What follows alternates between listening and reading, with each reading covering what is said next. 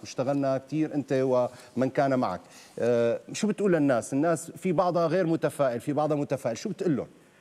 والله أخ لطفي، أول شيء أنا بدي أتشكر ثقة القيادي وتكريم السيد الرئيس اللي أناط فينا هذه المسؤولية. لا شك صحيح. مسؤولية كبيرة مثل ما تفضلت، مهام جسام أمام مجموعة العمل الجديدة المكتب التنفيذي.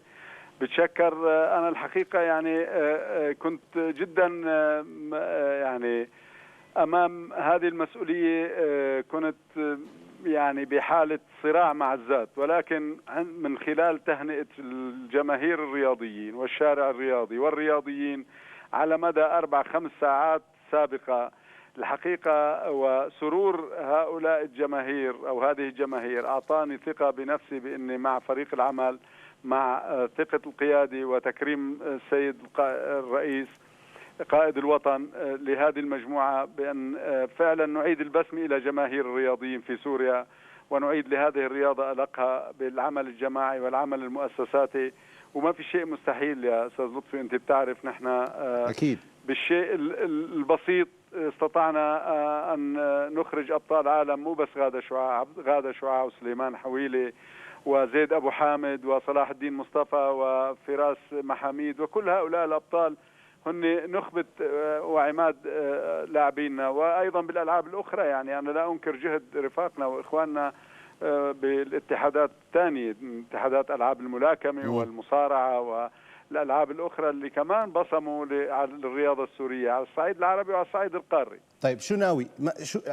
شو النية اللي بدت تتكون براسك؟ وأنت أصلا كانت الإشاعة عم تقول من قبل بحوالي أسبوع حتى الآن، يعني من الأربعاء الماضي، بتقول اللواء موفق جمعة جاي رئيس اتحاد رياضي عام، وأنت كنت ودوما بيقولوا الإشاعة عندما تصدر ما بيجي هذا الزلمة، وتفاجأنا العالم كلها تفاجأت إنه الإشاعة زبطت هالمرة.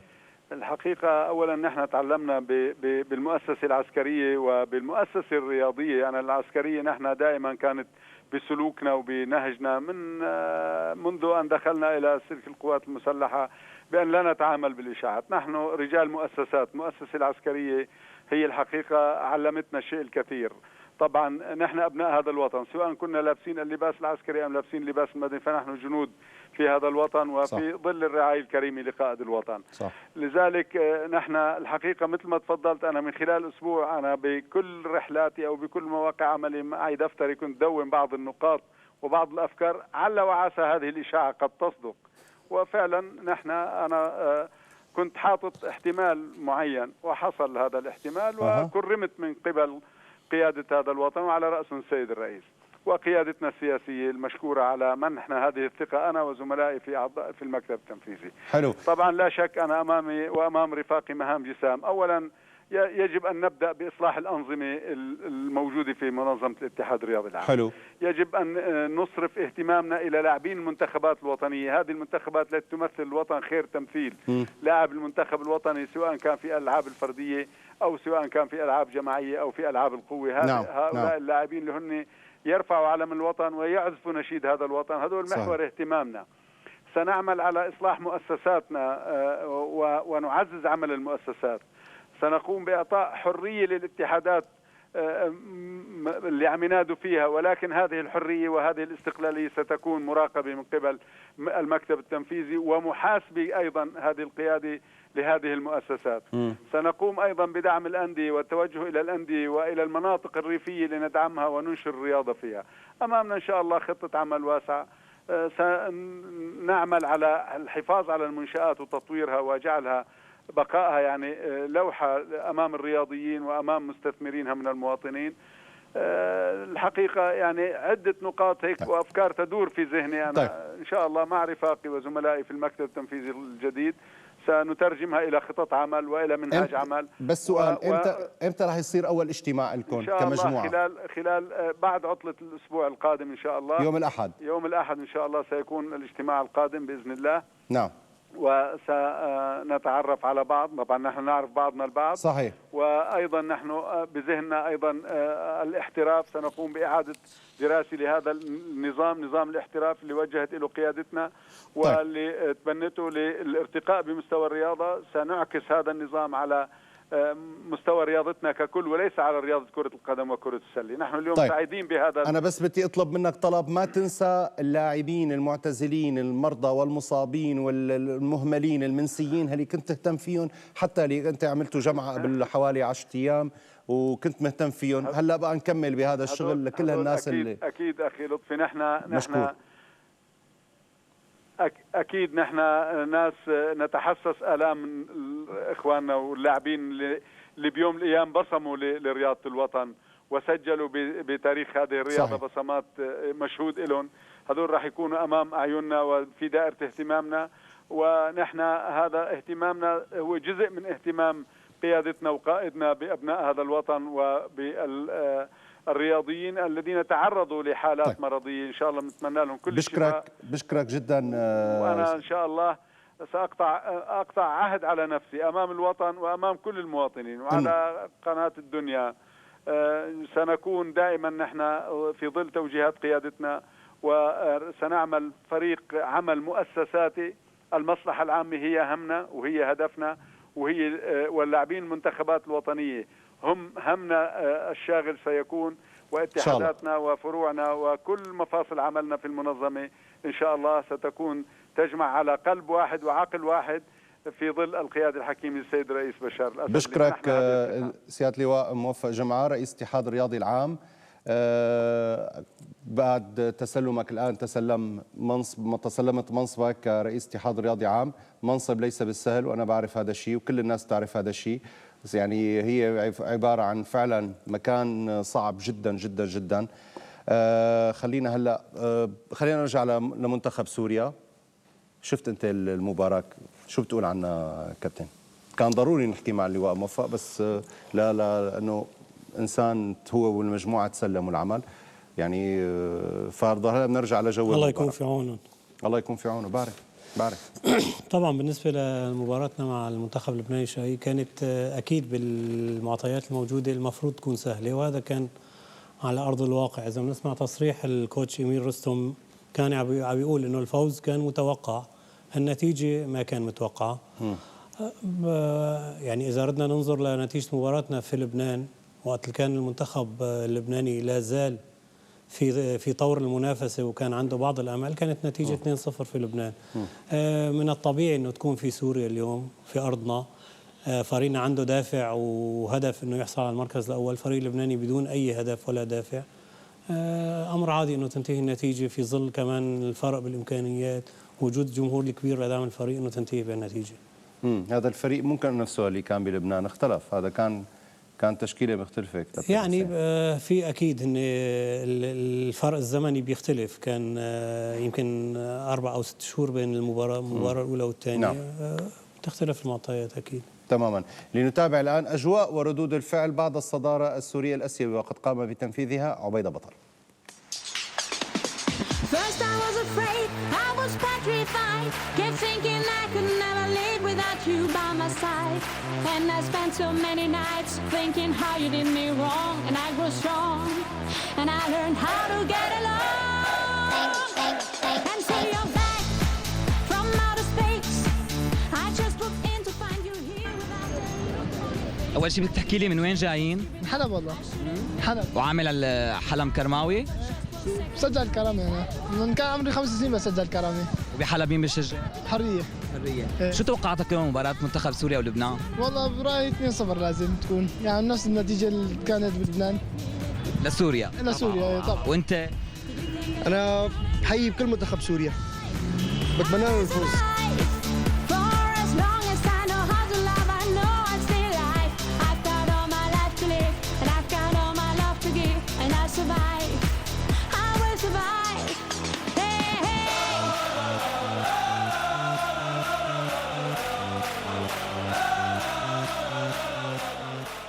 من وين جاية؟ من الجامعة؟ من الجامعة ايه. تارك دروسك مشان منتخب سوريا لبنان. منتخب سوريا. منتخب سوريا. شو بتوقع النتيجة اليوم؟ 2-0 لسوريا. ان شاء الله المنتخب السوري 2-0 او اكثر. 4-0 ان شاء الله. 3-0 لمين؟ لسوريا. وانت؟ 3-0 لنا. كثير متفائل. لك. وانت؟ 3-1. انت 4-0. انت ان شاء الله ان شاء الله ان شاء الله 5-0 لمين؟ لسوريا. كثير متفائل انت. كثير ان شاء الله بيطلع، ان شاء الله يطلع كلامك صح. يعني انت 6-0. كثير معلي مو هيك؟ ايه اكيد. من وين جاي انت؟ من حلب. من حلب جاي هون عشان تحضر مباراة سوريا ولبنان؟ اكيد ايه. Somebody new. I'm not that chained up little person still in love with you. And so you felt like rubbing in and just expected to be free. But now I'm saving all my loving for someone who's loving me. Oh, now go. Walk out the door. Just turn around now. 'Cause you're not welcome anymore. Weren't you the one who tried to break me with goodbye? Did you think I crumble? Did you think I laid all and die? For as long as I know how to love, I know I'd stay alive.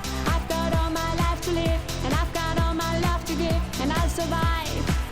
I will survive. Hey, hey.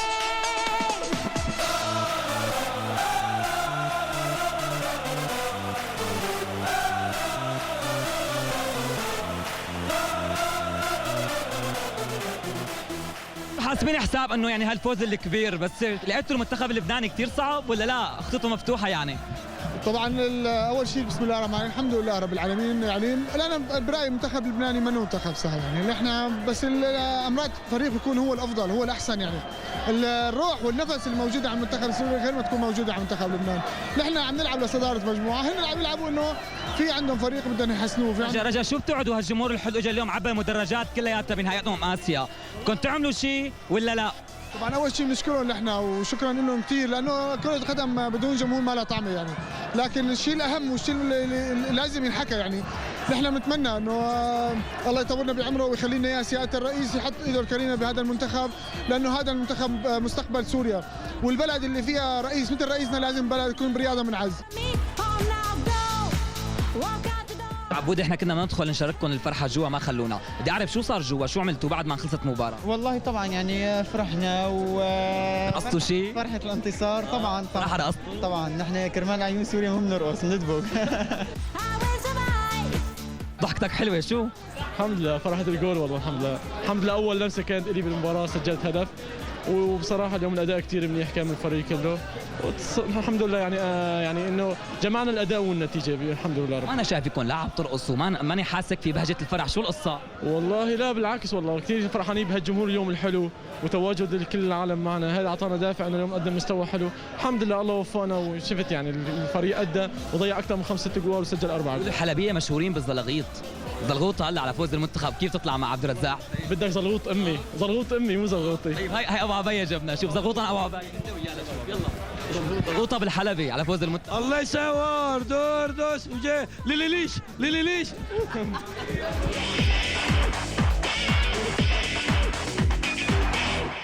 أحلى سوريا.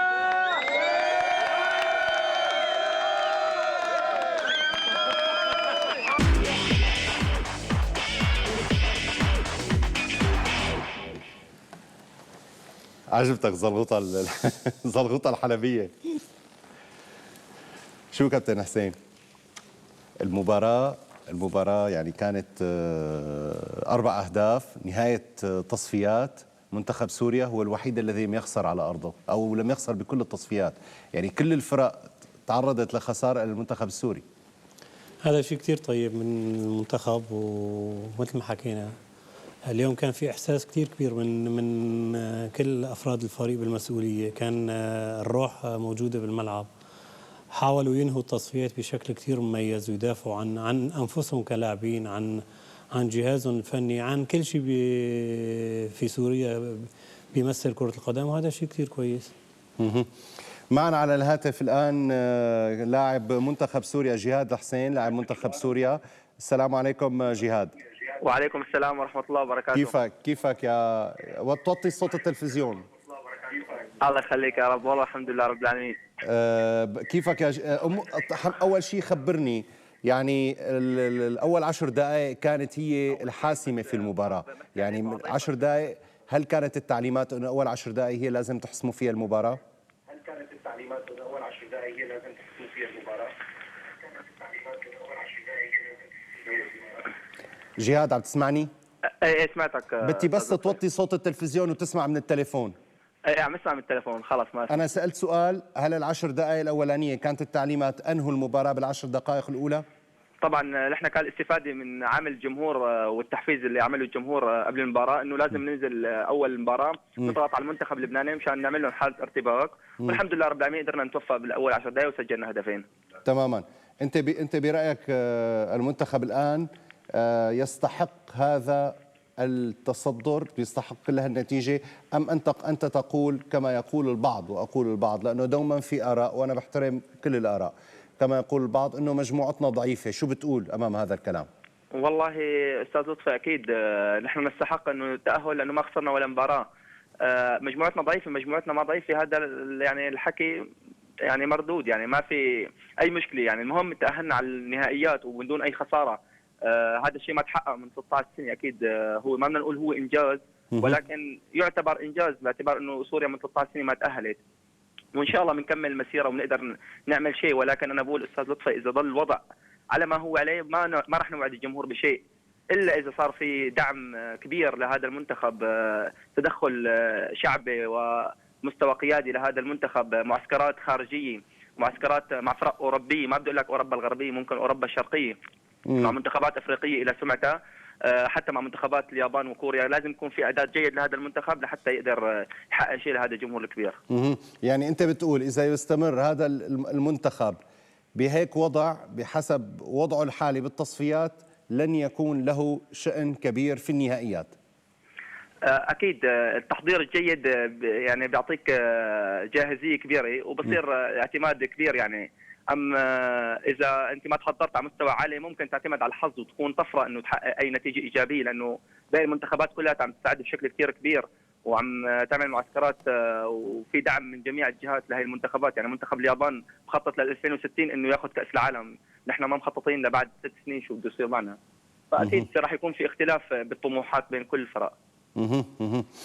كابتن جهاد حسين لاعب منتخب سوريا، انت راجع صحيح على الكويت؟ ان شاء الله السبت باذن الله صباحا. السبت ترجع بالسلامه ولفريق القادسيه، وبنشوفك وبنتابعك مع كل المغتربين اللاعبين المغتربين. بشكرك جهاد حسين، كان معنا على الهاتف من حمص. عم بيحكي كلام هو بصراحه صح، اللي بده يشتغل للنهائيات ما بقى يعني هون لبنان هنيك تواجه السعوديه، هون بتواجه فيتنام، هنيك ممكن تواجه كوريا، هون بتواجه الصين، هنيك تواجه اليابان. يعني الكلام عم بيحكيه اكيد فيه كله صح. الموضوع صار برسم القيادة الرياضية، برسم في وقت كتير كبير لأعداد المنتخب بالطريقة المثلى وبطريقة جيدة ليدافع بشكل كويس ويكون منتخب قوي بالنهائيات. في كتير متسع من الوقت لوضع برنامج للسير بالمنتخب بشكل كتير جيد. هذا ضروري. عم بيقولوا لنا هون مصعب من الدنمارك عم يبعثنا يقول انه نحن قابلنا العفش، صحيح قابلناه من حوالي شهر واكثر شوي، قال انه رايح على المانيا مشان الدوره. فعلا هو رايح على المانيا، قال لا تكون نسيان لما بدك تعمل اكشن، ما بدي اعمل اكشن، بس الزلمه راح على المانيا. هو رجع من المانيا او هو بالمانيا او رجع من المانيا، والعالم في ناس عم تكتب وتقول هو كان ببيروت متخبي، فما عم نعمل اكشن. الزلمه هلا باسبوره بجيبته بيورجي للعالم. على كل الاحوال يعني في ناس بيكون رايح بيشتغل شغله بالناس بيصطادوه. على كل الاحوال من جانبه وبالمؤتمر الصحفي الذي تلا المباراه اعلن الكابتن فجر ابراهيم مدرب منتخب سوريا انه قد يبدل كل التشكيله السوريه من اللاعبين. خلينا نشوف. 100% وحتى ممكن يكون حاليا نحن عم نرتب لمعسكرين يكون مدعي فيهم لاعبين جدد، يمكن ما يكون ولا لاعب اللي لعبوا او شاركوا بالتصفيات، لاعبين جدد نشوفهم.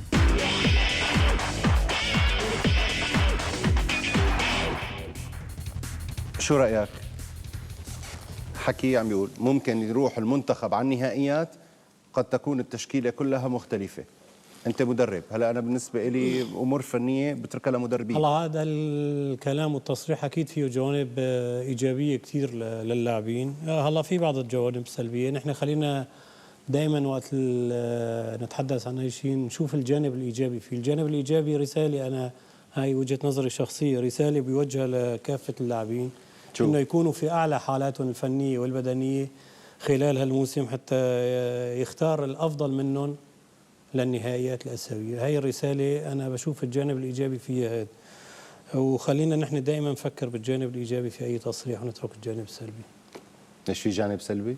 اكيد اي تصريح اذا بدنا نحن نفنده بالطريقه اللي بدنا اياها فيه جوانب بنفسره بالطريقه اللي بدنا اياها، لكن كمدرب للمنتخب خلينا نفسر الجانب الايجابي في حديثه، انه رساله للاعبين يكونوا في افضل حالاتهم، لاني ما معقول يكون عم بوجه رساله لمدربين الانديه في اعاده هيكله اللاعبين او تنظيمهم، وهذا الامر يعني بس خليني احكي شغله، هل من المعقول انه منتخب كامل مثل ما بيقول الكابتن فجر، انا بحكي فيها الناس ممكن تحكيها، لا انا باسم الناس، بنقول لك يا انت مدرب يغير 18 ل 20 لاعب يقيمون ويجيب 18 ل 20 لاعب هلا اذا انا سمعت التصريح ما كان عم بيقول انه بده في النهائيات دائما، قال خلال المعسكرين القادمين ممكن نشوف اسماء جديده بشكل كامل في المعسكرين. قال كلمه كليا في المعسكرين، يعني ممكن هو حاليا اختار مثلا، انا طبعا انا عم بحكي وجهه نظري، ما بعرف رايه ولا حكيت معه ولا شفته، وجهه نظري انا كمدرب انه المفروض يكون كون خلال هالتصفيات حوالي 60% من عناصره اللي تكون معه بالنهائيات، بيحتاج ل 40%، ال 40% ممكن يدعي لاعبين جدد خلال هالفتره هي لمعسكرين يكمل منهم لل 100%. هي وجهه النظر الإيجابية في تصريحه. هلا إذا ننظر لأمور ثانية الله أعلم. طيب، وتم الطرح على مدرب المنتخب السوري سؤال حول رأيه بمنتقديه، لنشوف شو قال. مين أنو منتقدين؟ أنا ما شفت ما بعرف، ما شفت، أنا لقيت الأمور جيدة يعني.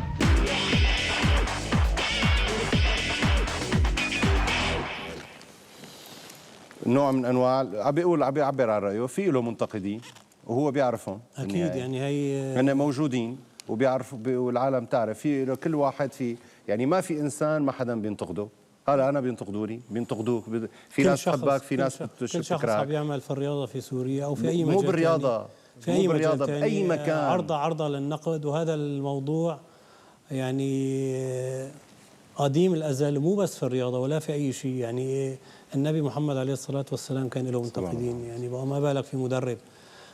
من القوه اللي عم يظهر فيها الكوتش فجر انه ما ينظر للخلف ابدا، وما دام اخذ دعم من القياده وموضوع على راس الجهاز، انا برايي شيء كثير طيب منه وكويس انه ما ينظر للخلف ودائما ينظر للامام.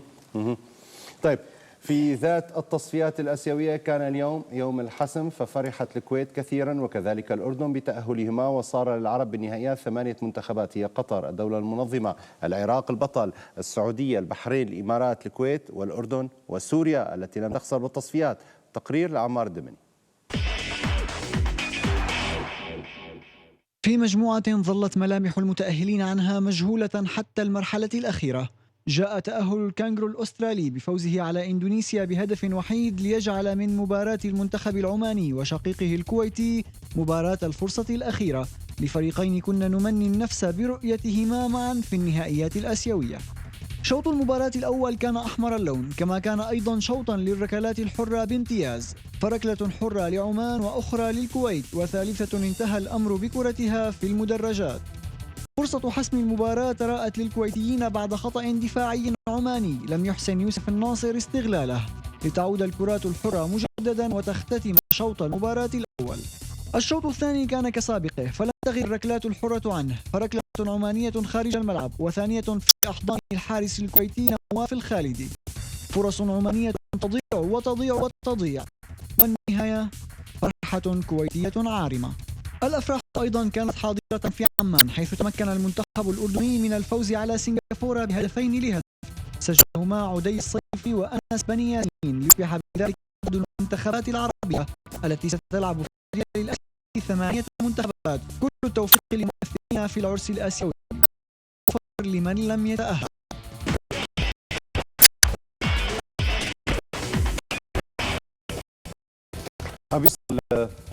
بعثنا من درعا رسائل من المنتخب عم بيقول بعد سوريا، عم بيقول فجر يا رسالة جمهور انه باقي بعد لا أريد أن أنقذه. ألف مبروك لمنتخب سوريا.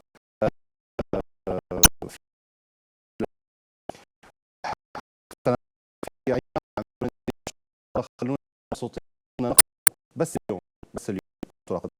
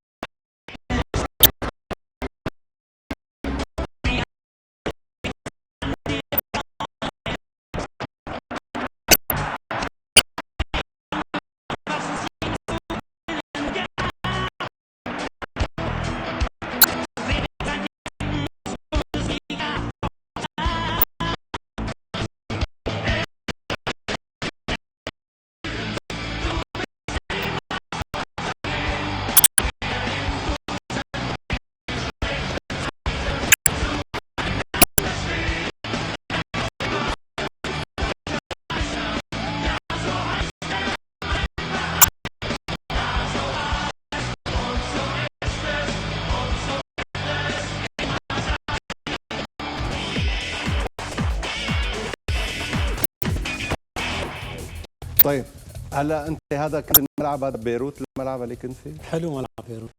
ظريف. بعرف انا بدون جمهور. شو منين طلعت هي القصه انه انت رحت على بيروت وتخبيت؟ يعني نحن مثل ما حكينا من شوي بموضوع الكوتش فجر، انه دائما خلينا ندور على الجوانب الايجابيه في عمل كل شخص فينا، ونحن بالعكس في سوريا بكل اسف عم ندور دائما على السلبيات في كل شخص. مين فينا ما فيه سلبيات؟ ما في شخص فينا بلا اخطاء. خلينا دائما حتى نحن نبني، عم نحكي هلا بالرياضه، نبني رياضتنا بشكل صحيح. نحاول نظهر الجانب الايجابي في كل شخص فينا. وفي هالحاله بنقدر نطور كره القدم. بالموسم الماضي انا كمان دفعت ضريبه في المباراه الفاصله. بعد المباراه الفاصله طلع حكي كثير انه انا مرنت الفريق في 3 حصص تدريبيه على الرمل، ونزلوا على المباراه كانوا منهكين واصيبوا بشد عضلي، وهذا السبب الرئيسي كان في خسارتنا بطوله الدوري. فمن السهل جدا انه اليوم يقولوا انه كان في بيروت او في اي مكان اخر. شغله واحده بس بنحب نقولها، انه نحن رحنا بس مشان نتعلم، نحن ما مشان يقولوا علينا انه تعلم. ما عندنا رغبه ينقال علينا، نحن بس هذا العمل اللي قمنا فيه لذاتنا الشخصيه فقط. شو سويت بالمانيا؟ احكي لي بقى. هاي الدوره اللي ضلت حوالي الشهر تقريبا. يعني الدوره كانت كثير متعبه. يعني بنسمع دائما على الالمان وانه ماكينه فعلا، يعني بكل تاكيد كلمه الماكينه بكل ما تحمل من معنى. يعني هن ماكينه من الساعه 8 صباحا الى 8 بالليل، من 8 الصبح ل 8 بالليل 12 يعني ساعه. بناخذ ساعه واحده بريك بنتغدى فيها وبنرجع مباشره على الشغل، بين نظري وعملي وحضور تمارين لاحدى الفرق، هن بايرن مونشن او ميونخ 1860. هدول الفريقين الموجودين بميونخ واللي هن تحت مظله الاتحاد البافاري لكره القدم. الدوره فيها كانت 30 شخص، من ال 30 مدرب 29 من المانيا تحديدا، وانا الوحيد اللي كنت مخرج. انت الوحيد الغريب بيناتهم. الدوره ما كانت خاصه، يعني سهل كثير انك تحضر دوره خاصه في اوروبا او في المانيا، ولكن هي الدوره قد ايه كلفتك؟ الدوره تابعه للحكومه، يعني الاتحاد البافاري اتحاد حكومي.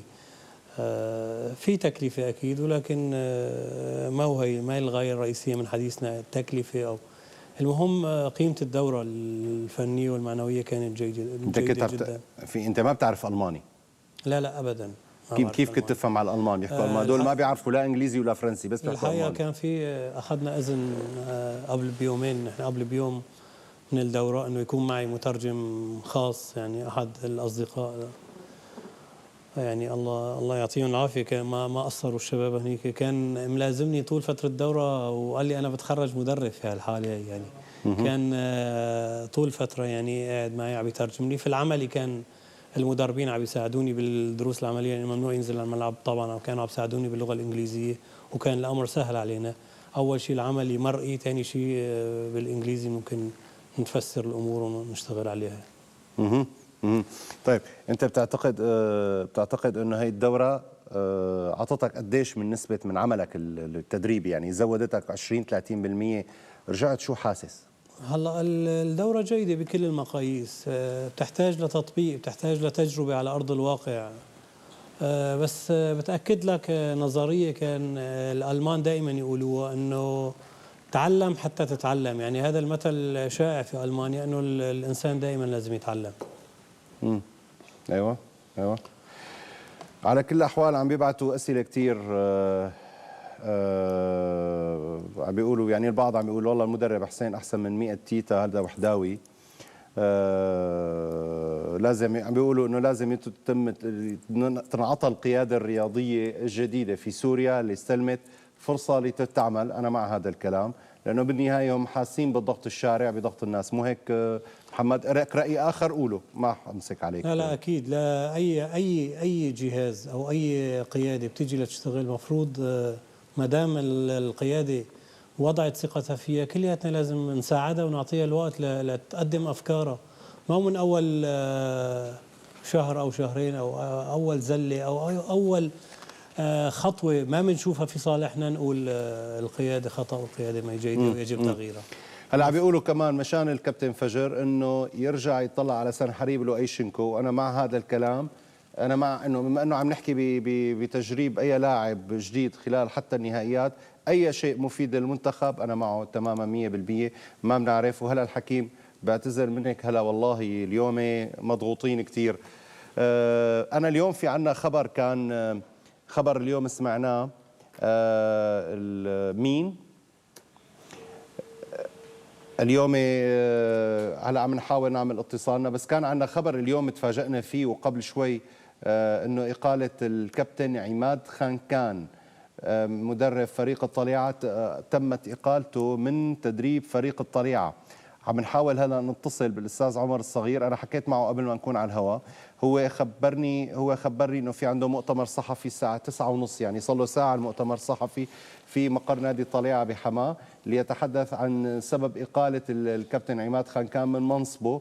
وقال لي انه اذا قلت له بدنا نتصل فيك، فارجو انه اذا بيكون سمعان انه مشان يكون معنا على الهواء نفهم شو السبب باقاله الكابتن عماد خانكان، مثل ما اكد لنا احد الصحفيين في حماه، ثم بالاتصال مع الكابتن عمر الصغير. شو رايك اقاله الكابتن عماد خانكان فريق الطليعه؟ هي خبر مفاجئ، يعني خبر مفاجئ جدا، خاصه انه الكابتن عماد من المحبوبين والمطلوبين جدا من كان من جمهور الطليعه او اداره الطليعه او لاعبينه. خبر جدا مفاجئ، المفروض نعرف حيثياته حتى نقدر نقول راينا فيه.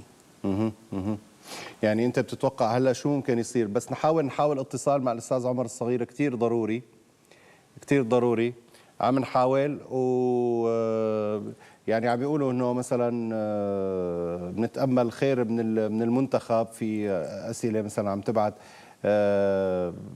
هي مثلا بنرجع من رشا من حلب عم تقول انه لا يكون موجود الكابتن فجر معنا بالبرنامج، هذا رايه وقلنا الموضوع. اذا بده يكون اهلا وسهلا. الكره دوما اسم البرنامج كره بملعبك، يعني مو ملعبي، بملعبه له. امتى ما بده اهلا وسهلا بيتفضل، مثل ما بيكون كل هالناس موجودين وبحطوا على راسنا. وقت ما بده كمان نفس الشيء اهلا وسهلا. بنضل احنا داعمين لمنتخب سوريا، هذا شيء اكيد. يعني بعدين عم بيبعتوا عم بيقولوا بالنسبه ل عم بيقولوا انه من دمعت عيوننا على اغنيه مبروك، خلينا نشوف منتخبنا دوما هيك. على كل الاحوال هذا شيء صحيح، نحن محتاجين للفرح، ومثل ما اقول دوما محكومون بالتفاؤل. في اخبار الكره بملعبك المصوره، هذا تقرير بشار حاج علي ومازن الهندي عن توحد روابط التشجيع الرياضي بحلب على الخير وتكريم من اهل الانترنت لوجوه رياضيه ووحدويه، والتنفيذ لمازن. عقد في حلب قبل أيام قليلة الاجتماع التأسيسي لروابط مشجعي أندية الشهباء بغية الوصول لتشجيع رياضي مثالي في ملاعبنا، ولإنهاء الحالة السلبية بين جماهير الأندية، وللوقوف خلف منتخباتنا الوطنية بالتشجيع والمؤازرة. حضر الاجتماع ممثلو روابط أندية الاتحاد والحرية والجلاء واليرموك وعفرين، ورئيس فرع حلب للاتحاد الرياضي العام أحمد منصور، الذي تبنى الفكرة على أمل تعميمها على كل أنديتنا في كافة المحافظات. الجلسة هي بادرة طيبة من روابط المشجعين في أندية حلب. روابط المشجعين هي دائما أنا برأيي هي الأساس، وخاصة في التحلي في الأخلاق الرياضية، وخاصة عما يصدر من بعض الجماهير طبعا والإساءات. ولكن أنا أخذت العنوان الأساسي بالنسبة لنا هي الأخلاق، المحبة يعني الرياضة. بين نسوي الاجتماع الأخوي في حلب إن شاء الله طعم في كل سوريا، نحن حتى نكون في دمشق وفي حمص وفي كل اسمه، ونحن متأكدين إن شاء الله بإذن الله رح نقوم بهالخطوة بخطوة قوية جدا إن شاء الله. جوا الشام برا الشام وحداوية يا سلام، جوا الشام برا الشام وحداوية يا سلام. بدعوة من مسؤولي موقع الوحدة كلوب، جرى يوم أمس في نادي الوحدة تكريم العديد من الشخصيات التي مرت على النادي البرتقالي من أعضاء الإدارات السابقة والحالية، وللم الشمل بين أبناء نادي الوحدة. هي بادرة انطلقت من أعضاء ومشرفين منتدى الوحدة كلوب مشان نرجع نلم الشمل، لأنه نحن بحاجة هذا الشمل كثير إنه ينلم بنادي الوحدة. ونادي الوحدة رغم إنه الإدارة كثير جيدة فيه وما عم بتأثر فيه، بس بحاجة للعالم اللي اشتغلوا فيه بضمير واشتغلوا فيه بإخلاص واشتغلوا فيه وتعذبوا كثير بهالنادي وقدموا كثير لهالنادي. وكان بين أبرز المكرمين الدكتور ممتاز ملص ومنذر البزري وغياث دباس وبشار حتاحت وأحمد قطرش رئيس النادي والكابتن نزار محروس والكابتن أيمن حكيم. أتمنى من الجميع التكاتف، يعني مثل ما تفضلوا إيد بإيد نرجع نبني هالنادي من جديد. نحن الكل نتساعد عليهم، نحن لو كنا خارج النادي تعرف هي مهنة ولكن بضل النادي بقلبنا وبضل النادي عشقنا. هذا الشيء بيبشر بالخير انه الجيل الجديد ما نسي الجيل القديم، بالعكس هذا بيدل على انه عباره نحن عن اسره واحده مجموعين مع بعضنا البعض. انا بتمنى هاي الشيء هذا نشوفه بكل الانديه السوريه. الكرة بملعبك كان بين المكرمين، وبدورنا نوجه الشكر للقائمين على هذه البادرة الطيبة. مازن الهندي لبرنامج الكرة بملعبك.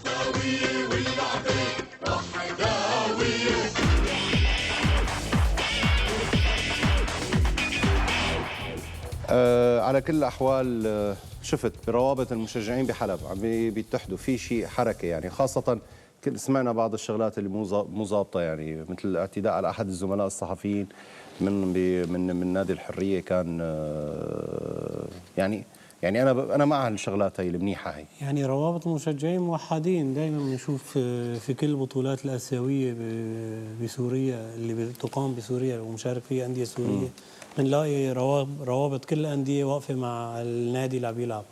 بدنا الإداريين يتوحدوا، بدنا القائمين على الرياضة يتوحدوا هن ويحبوا بعض. الجمهور انت بتصير يا الله. هيبقى ان شاء الله الكرة بملعب القيادة الرياضية جديدة، بلكي بتشوف طريقة او وسيلة توحدنا كلياتنا مع بعض وتجمعنا على كلمة واحدة ان شاء الله. والله هو هذا شيء صعب على كل الاحوال. مثلا انا رح اكون شفاف كثير، يعني هي عم يبعثوا لنا مثلا كرماوي بنقول له شكرا لك، يعني عم بيجينا مئات الرسائل، يعني بين الاس ام اس والرسائل على موقع يا جول، اذا كل رساله بدنا نقراها راح الحلقه وحلقتين كمان. بس يعني عم بيقول ألا محمد ايهاب البوارشي عم بيقول ألا ترى انه لازم يتكرم المنتخب، شو رايك؟ هاي امر ضروري، يعني انه المنتخب تاهل للنهائيات اخر مره في 96 على ما اذكر، واليوم مره جديده. هذا الامر يعني انه ما بيتكرر باستمرار بالكره السوريه، مشان هيك لازم يكون وقف التكريم لكافه اعضاء المنتخب. طيب معنا على الهاتف الكابتن محمد زينو لاعب منتخب سوريا. كيفك يا محمد؟ مساء الخير استاذ لطفي. وعليكم السلام ورحمه الله، شو اخبارك؟ وعليكم السلام، الله يسلمك، الحمد لله رب العالمين. نحب نمسي على